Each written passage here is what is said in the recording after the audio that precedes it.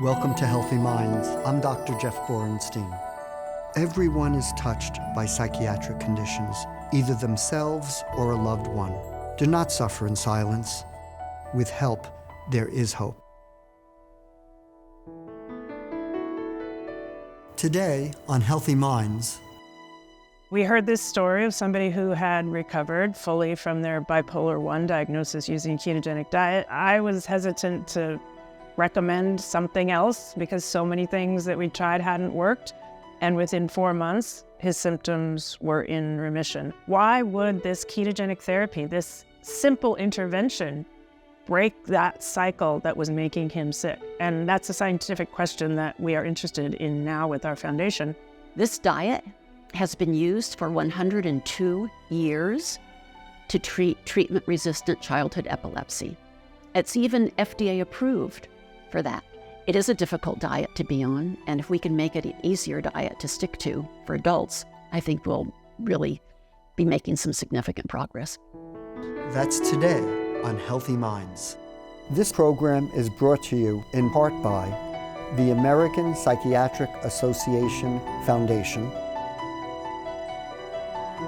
and the John and Polly Sparks Foundation.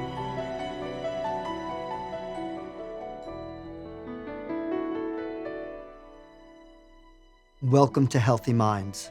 I'm Dr. Jeff Borenstein. Can a change in a person's diet help them treat their psychiatric condition? I first speak with the mother of a young adult whose bipolar disorder did not get better with the typical treatments, but did get better by changing his diet. Jan, thank you for joining us today. It's my pleasure. I'd like you to share the experience that your son Matt had with you and your husband with bipolar disorder, and sort of how the journey went and how it's currently in a good place. Sure. It was a long journey for our family. Our son was 19. He was a freshman at UC Berkeley. He had been a star in high school, varsity water polo, chess club, star student, took all the math there was to take before his sophomore year and moved on to multivariable calculus. And then he went off to college, and in March, he had a full-blown manic episode with psychosis that landed him in the psychiatric hospital in the Stanford psych ward. He was there for 2 weeks. He was diagnosed with bipolar 1 with psychotic features. He was put on a high dose of an antipsychotic, Zyprexa, and released. And at that time, we didn't really know what to expect. I started doing all the research that I could, but he had a very, I would say, optimistic psychiatrist at the time who tapered him off of the antipsychotic over a period of time. He went back to college in the fall, and by October, he was in another full-blown manic psychosis. And it kind of went from there for the first 2 years where we really couldn't get him stable, and he couldn't remember that he was sick. Now and then he would get a grasp of insight, and then he would lose it again. And then he would up the dose of antipsychotic, and then it would make him sedated, and then he would go off the antipsychotic without telling us. And this is a familiar story, I know, with people with bipolar 1 especially. So for 2 years, he was in and out of the hospital. He was in and out of school.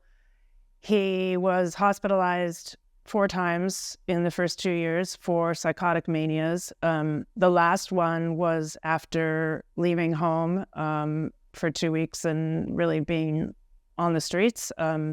We finally got him hospitalized after that episode in San Diego, and then he got insight. He had shared much of that journey on the internet, on social media, sharing, himself flushing his lithium down the toilet on a Greyhound bus, on Snapchat, on YouTube. And so when he finally was medicated enough to come out of his psychosis, he saw the evidence of his mania, and he said, I never want to be manic again. What do I need to do? And he started putting in place all the measures that were supposed to make him better. All in all, he was prescribed 29 different medications over the course of 5 years. But after that first 2 years, he got stable on a regimen of 5 medications. He was fully med compliant. He was exercising daily. He quit drinking. He quit smoking cigarettes. He quit cannabis. He was very active in sober community. He was meditating. He was seeing a psychotherapist. We tried CBT and DBT. We tried TMS. And in all that time, he was gradually getting more, I would say, stable.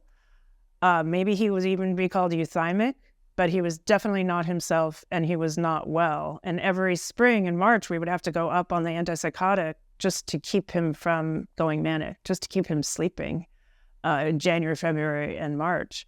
And then at the 5-year mark, I happened to hear somebody's story who told me about using a ketogenic diet, which many people may know has been used for 100 years to treat epilepsy. It's still the single most effective treatment for pediatric epilepsy. And we heard this story of somebody who had recovered fully from their bipolar 1 diagnosis using a ketogenic diet. I reached out to Dr. Chris Palmer, who is a leader in this field, and he helped us get Matt on the diet. And at that point, I was hesitant to recommend something else because so many things that we tried hadn't worked. But one day I just said to him, I said, well, I heard about this ketogenic diet for bipolar disorder, Matt, what do you think? And he was absolutely ready at that point to try it. And so we got ourselves all organized, found a dietitian who came out of the epilepsy world, started the diet on January 4th of 2021. And within 4 months, his symptoms were in remission. And since that time, he has stayed in nutritional ketosis pretty much the whole time. He hasn't had a piece of bread or a bite of rice since January of 2021. And he has gotten stronger and clearer and better and more himself. He is completely adulted. He runs his own life now, and every day he wakes up happy and energetic and sleeps well at night and has really a joyful, wonderful life that we never expected him to have. Many people with bipolar disorder, the medicines, the typical things we recommend works, but for many people it doesn't, as is the case for Matt. And it's extraordinary to hear how a family, how a mother, doesn't give up and really keeps looking and looking to help their young adult child. And this has worked. Tell us a little bit about the diet. What does he eat? You already said some things that he avoids, but what's the diet like for Matt? So there are many different forms of ketogenic diets, and the way we define it is just any way of eating that puts your body into nutritional ketosis. The one that we used is one of the epilepsy diets, modified Atkins, basically. So it's about 60% fat, about 5% carbohydrates, and the rest protein. And we make sure he gets adequate protein because that's obviously really important for anyone, but especially if you're trying to address a mental health issue. So it's a pretty simple diet. I mean, he eats salmon and meat and vegetables that mostly grow above the ground, and berries and some keto treats like chocolates made with keto sweeteners. And that's about it. There are many variations, though. I mean, I feel like we went on the diet. My husband and I went on the diet at the same time our son did, and I think he would say he eats like a king. He's not, we don't get super hungry on this diet because you're eating very satiating foods. High protein, high fat diets are very satiating, and so it's a super simple protein plus veg and a little bit of berries and a tiny bit of chocolate thrown in is pretty much what we eat. In addition to helping your own son, you and your husband are on a mission to really support the science behind this in order to help other people and get the word out about it as well. Tell us about what you're doing. Well, it really started with, I should back up and say that our philanthropy has been really in 2 phases in the science world. When Matt was sick, we had some early liquidity events with my husband's company. My husband is the CEO and founder of Roblox. And so we had some resources to devote toward research. And that I would call our desperation phase. I would say that I did a lot of internet research, and then I would reach out to any investigator that seemed like they were doing something that might be promising or new in bipolar disorder specifically. And I learned that I could just reach out to these people and have conversations. This was during COVID mostly, so over Zoom, and learned about a lot of interesting projects. And that's how we started. So we had done a lot of grant making in the bipolar research space specifically. And it was really the seed grants, just anything that seemed interesting. We ended up giving probably 55 grants in the bipolar space. And then once Matt went on the diet, and he started to get better, that was right at the time that Roblox went public, actually right at exactly the same time. And Matt started to get better, and we had hired someone to run our foundation. And I kept saying to my husband and kept saying to Carolyn, who runs our foundation, could this really be what is making him better? And I asked myself that question over and over again, even though I had been studying nutrition for a long time and I had every reason to believe that it was making him better. It seemed impossible. And so we wanted to know, why is this working? And so the question I kept asking myself and everyone else was, why would this ketogenic therapy, this simple intervention, break that cycle that was making him sick? And that's a scientific question that we are interested in now with our foundation. And so at that time, we started funding clinical trials. When Matt got better, I just looked at my husband and I said, we have been searching for an answer for our son for 5 years. And we had thought we had turned over every stone.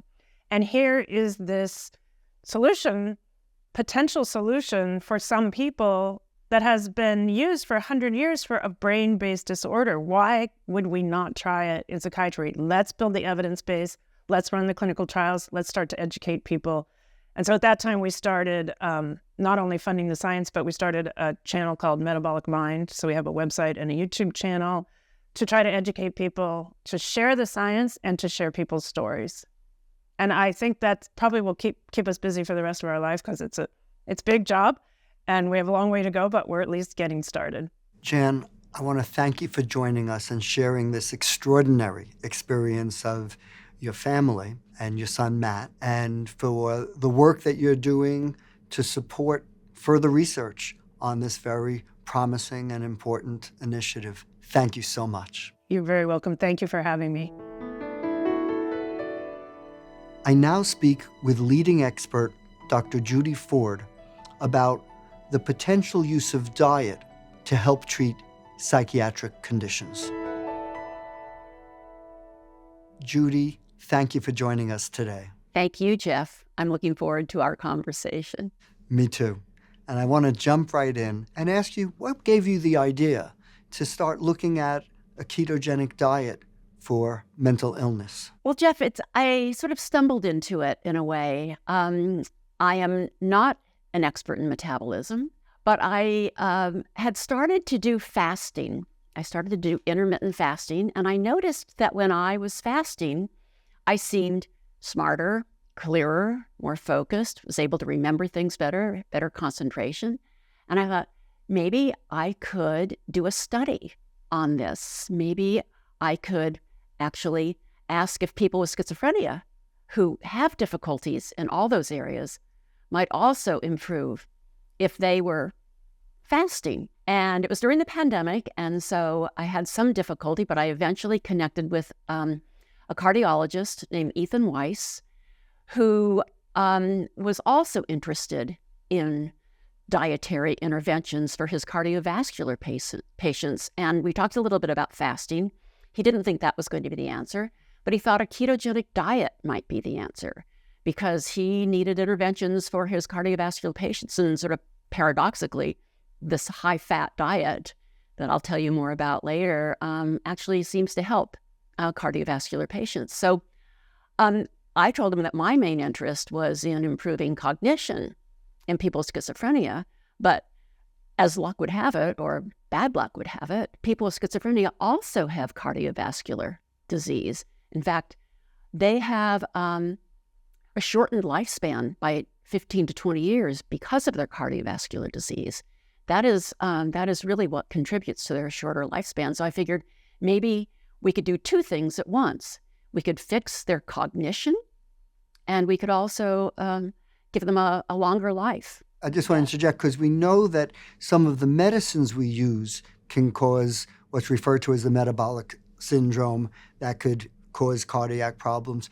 But there's also evidence that even separate from the medicine, there's this risk that you're referring to above and beyond the medicine. Absolutely. I've begun to learn a lot about this now, and it's fascinating to me that even before we started giving patients these antipsychotics that do increase their insulin resistance, their triglycerides, all of the bad sort of cardiovascular markers.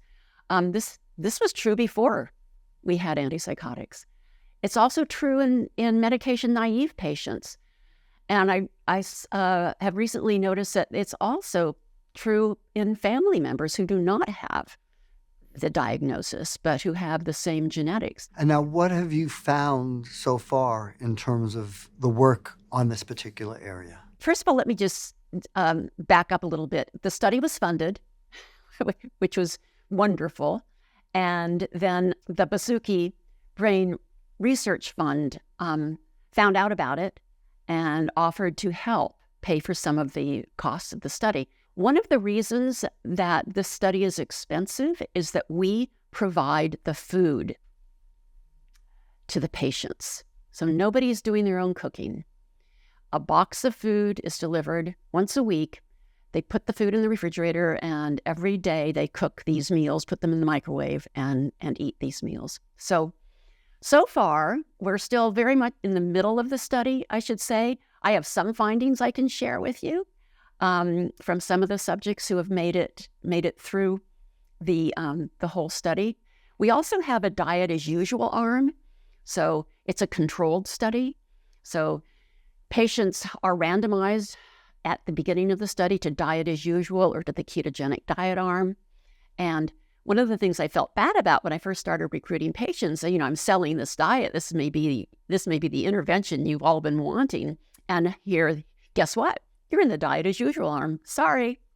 I felt really bad about that. And one of the things that the Basukis have done is they've allowed us to extend the ketogenic diet arm to the diet as usual subjects. So the diet as usual subjects are in it for 4 weeks, and then they get 4 months of a ketogenic diet. We do neuropsych testing. We also do brain imaging, and I have no data yet from that, but we do have some data already from the neuropsych testing, and it looks like they are significantly better overall in the neuropsych testing than the diet as usual subjects. So the diet as usual subjects have basically no change from week 1 to week 4, but the ketogenic diet subjects have a significant improvement in their neuropsych function, which is, a great advantage and something I think will make a big difference to them in their daily lives. So it's early, and we don't yet know the full results, but the preliminary information you have is that this is helping people, and we'll get more information over time, but that it is helping people. Are there any risks for a person to be on this type of a diet? Yes, there are some risks, but not many, and we follow them medically. So we have a consultant working with us from Stanford. She's a psychiatrist who's run her own study using mostly bipolar patients. We check in weekly with her and the patient. We also have a registered dietitian that checks in with them and goes over what they can eat, what they can't eat.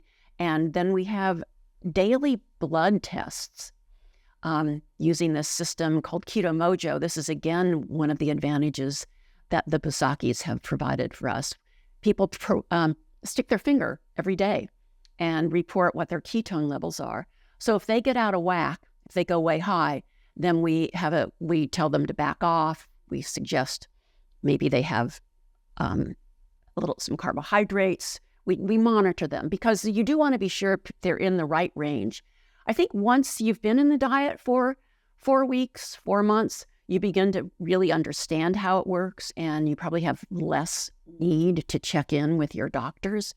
But people who are listening are thinking, I'm going to do this myself. You should always check in with your doctor before and after you start, just to be sure that all of your blood values are in the right range and are not being disturbed. There's also something starting at the very beginning of the diet that is referred to as keto flu. We've only had one person in this whole study out of 30 who have experienced that. And it usually goes away after about a week, but you feel kind of rotten for a week. But you stick with it and it improves, and you go on to be able to be fat adapted, and the diet works for you after that. So a message for anybody watching is this is still a work in progress. We're really speaking about science as it's happening right now. But if somebody is interested in this approach, they should speak to their psychiatrist, to their internist, to their treatment team, and get their input. And if they were going to try something, do it very carefully in conjunction with their treatment team. Absolutely, Jeff. Absolutely. That's a very important part of the story. Now, what's the understanding of the mechanism of action? Why would this work? One of the things I've learned in the process of writing the grant proposal and conducting the study, something I think I probably knew all along, is that the brain is actually very small compared to the rest of my body. So my brain is like only 2% of my whole body volume, and yet it uses up 20% of the energy that my body needs, that my body does, for function. So it's very vulnerable to changes in energy metabolism. So one of the things that happens, and this actually happens every day to everybody, when you go to sleep at night, you're not eating, assuming you're not eating in the middle of the night, and you wake up in a fasting state. And you are actually probably, your ketone level is probably slightly high at that point, because your body can't always have glucose and glycogen at its on demand. So what happens is in the liver senses that the glycogen stores have run down, and it needs to take care of that. So it starts taking the fatty acids that are in your liver and makes them into ketone bodies. And the ketone bodies are then used throughout the body and in the brain. In the brain, they are 27% more efficient than glucose. So using ketone bodies to fuel your brain is a very efficient thing to do. Glycogen stores run down, and you've got to do something. So your liver starts to burn fatty acids, makes them into ketones, sends them up to your brain, and your brain uses ketones instead of glucose to do its activities of daily life. In some ways, it sounds so simple, but obviously these are very complicated mechanisms, and teasing them out, understanding them, will help us do a better job giving guidance to patients to help them. Absolutely. So all of these ideas are still a work in progress, and we're hearing about this work as it's going on. It's not yet ready for prime time, as they say, but it seems very hopeful for people. Yeah. And as we get more information, more will be known, and more options for treatment potentially will be available for people. One of the things that I always tell the patients when I'm talking to them about the diet is that this diet has been used for 102 years to treat treatment-resistant childhood epilepsy. It's even FDA approved for that. So it is a known commodity. We know how to do it. And you could ask yourself, if it's approved for childhood epilepsy, what about adult epilepsy? And answers vary, but I have a friend who does epilepsy work at UCSF, and she commented the reason it doesn't work for adults is that adults can eat whatever they want, but children, their eating is being monitored by the family, and their food is totally controlled. So again, that comes back to, it is a difficult diet to be on, and if we can make it an easier diet to stick to for adults, I think we'll really be making some significant progress. Judy, I want to thank you again for joining us today, and for the work that you're doing in this area, and the work that you've done over the years in multiple aspects of mental health. Thank you so much. Thank you, Jeff. Today, we heard an inspiring story of a mother who wouldn't give up on her adult child who has bipolar disorder. And we heard about the ongoing work scientifically about understanding how potentially dietary changes can make a big difference in the treatment of psychiatric conditions. That work is ongoing, and we'll see where it leads, but it certainly demonstrates that with help, there is hope.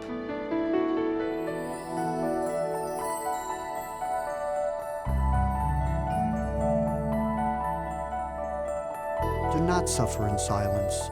With help, there is hope. This program is brought to you in part by the American Psychiatric Association Foundation and the John and Polly Sparks Foundation.